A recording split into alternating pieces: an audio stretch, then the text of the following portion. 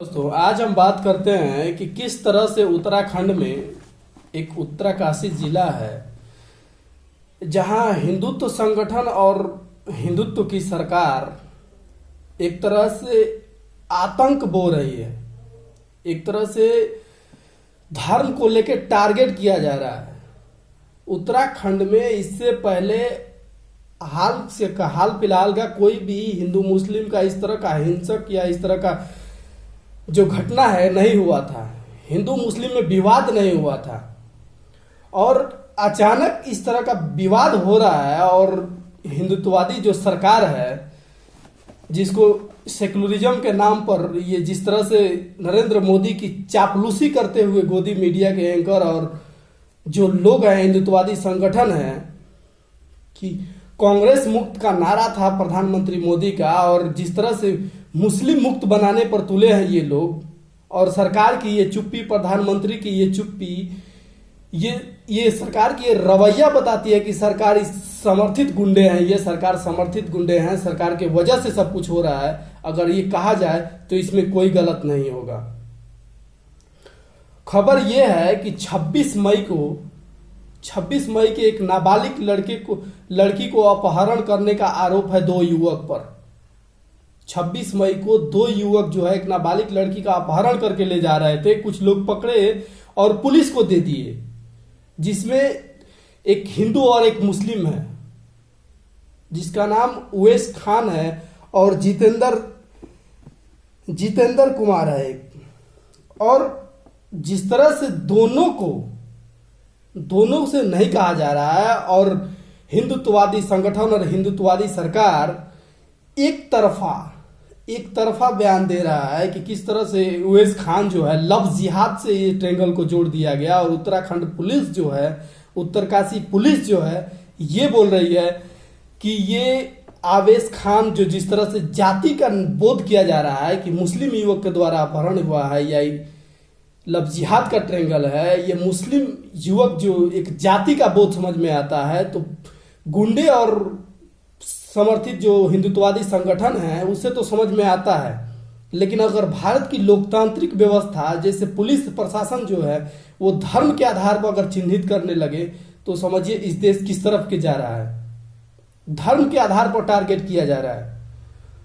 और उसी को लेके जब 4 जून को पोस्टर लगाया गया, कुछ उत्तरकाशी जिले में जो मार्केट हैं उस दुकानों पर जो है पोस्टर लगा दिया गया मुस्लिमों के दुकान पर, और ये कहा गया कि 15 जून को महापंचायत है, महापंचायत से पहले जो है सभी मुस्लिम जो है यहाँ से भाग जाए या छोड़ के शहर से छोड़ के पलायन कर जाए, नहीं तो उनका बहुत बुरा हश्र होगा और उसका जिम्मेवार वो खुद होंगे। बहुत सारे दुकानों पर क्रॉस मार्किंग का चिन्ह लगा दिया गया और इस डर में 42 दुकानदारों ने रातों रात उत्तरकाशी छोड़ दिया। इस तरह का भय का माहौल बनाया जा रहा है। ये भारतीय जनता पार्टी समर्थित गुंडे नहीं है तो क्या है? हिंदुत्ववादी संगठन का इतना हिम्मत कि इस तरह का महापंचायत हो गया और इतना कुछ हो रहा है और पुलिस प्रशासन एक FIR तक नहीं कर पा रही है, पकड़ तक नहीं पा रही है कि कौन लोग हैं।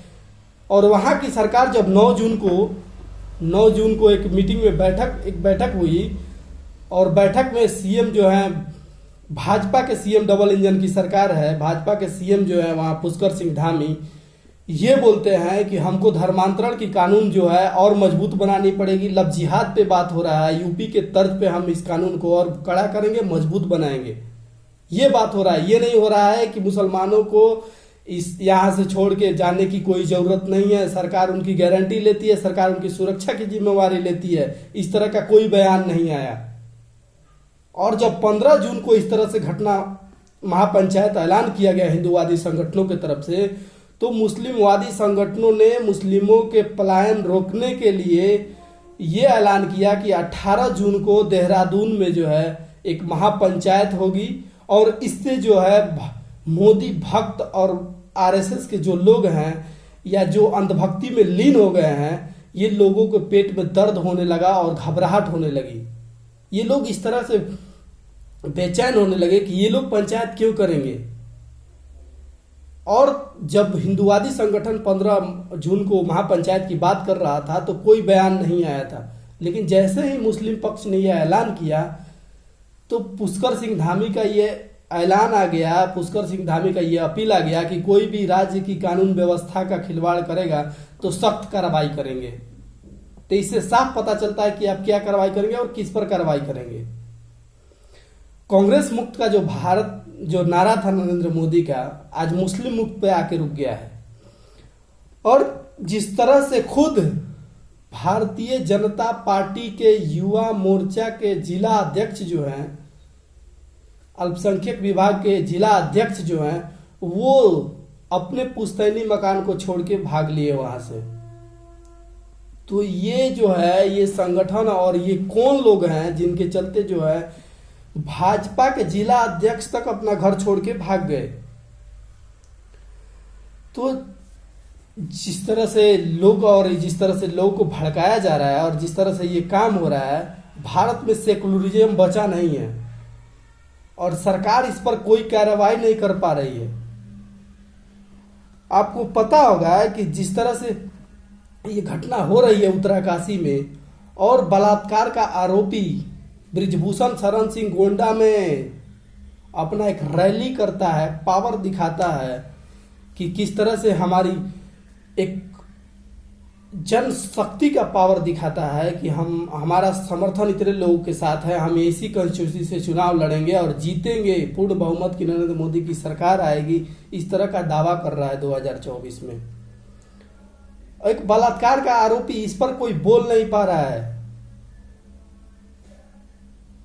और अभी जो न्यूज आया है कि जैक डोर्सी जो ट्विटर के संस्थापक थे और सीईओ भी थे पिछले दिनों, अभी तो ट्विटर के सीईओ जो हैं वो नए हैं ये, और जो ट्विटर के पूर्व सीईओ हैं उन्होंने ये बयान दिया। उनसे एक यूट्यूब चैनल जो है उस पर पत्रकार जो है जब उनसे सवाल पूछा कि क्या कभी ऐसा हुआ है कि कोई सरकार आप पर दबाव बनाई है या किसी चीज को हटाने के लिए, किसी चीज को जोड़ने के लिए, तो कह रहे हैं जैक डोर्सी जो है वो ट्विटर के सीईओ थे, वो ये बोल रहे हैं कि हाँ ऐसा कई बार हुआ है। आप हाल ही में देख लीजिए, जब भारत में किसान आंदोलन हो रहा था तो नरेंद्र मोदी की सरकार जो है ये बोल रही थी कि आप जो है किसानों का पोस्ट और किसानों का आंदोलन जो है इसको मत दिखाइए,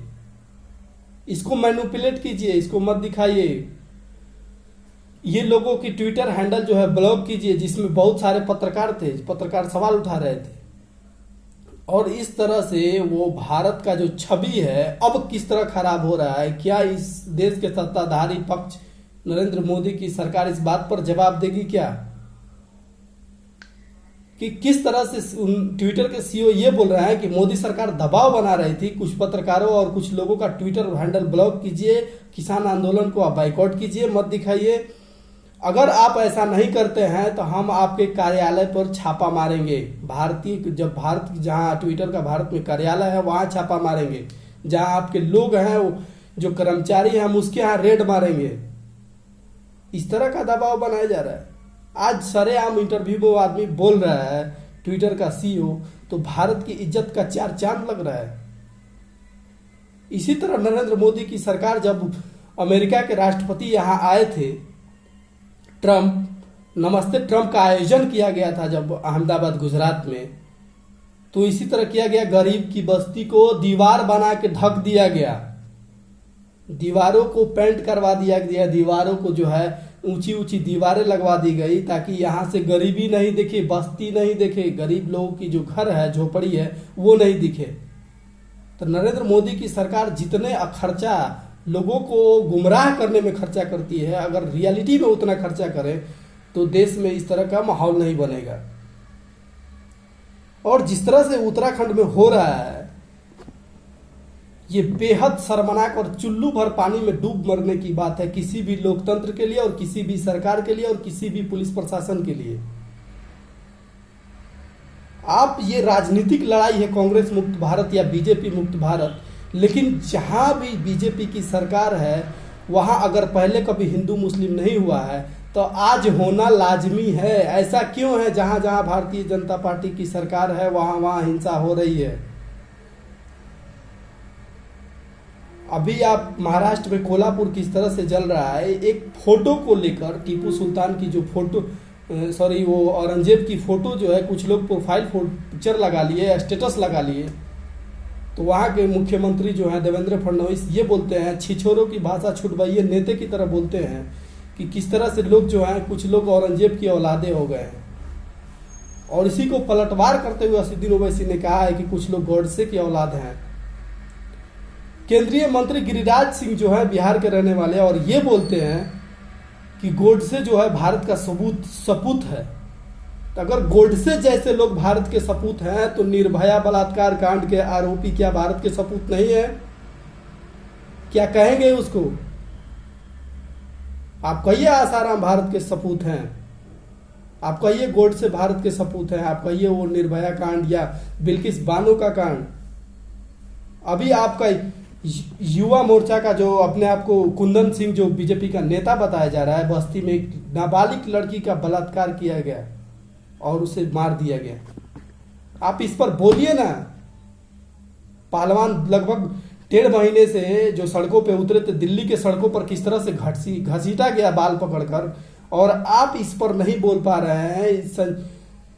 ब्रिजभूषण शरण सिंह खुलेआम कह रहा है कि हम कुछ नहीं कर पाएगा ये लोग, और ब्रिजभूषण शरण सिंह को किस तरह से दबाव बनाया गया लड़कियों पर। पहलवानों ने ये बात कहा कि दबाव के कारण नाबालिग लड़की जो अपना बयान बदल लिए हैं, और पोक्सो एक्ट हट गया ब्रिजभूषण शरण सिंह पर से।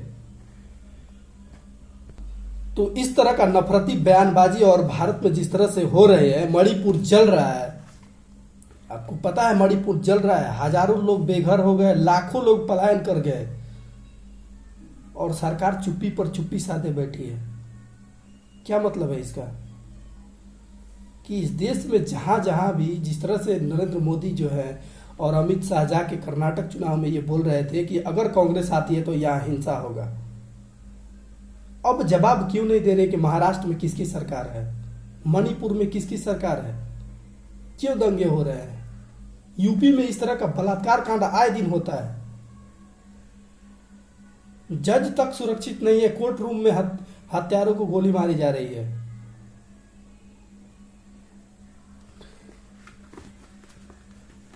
इस तरह से देश का माहौल बनाया जा रहा है, और आप समझिए और देखिए कि क्या हो रहा है और क्यों हो रहा है, कैसे हो रहा है।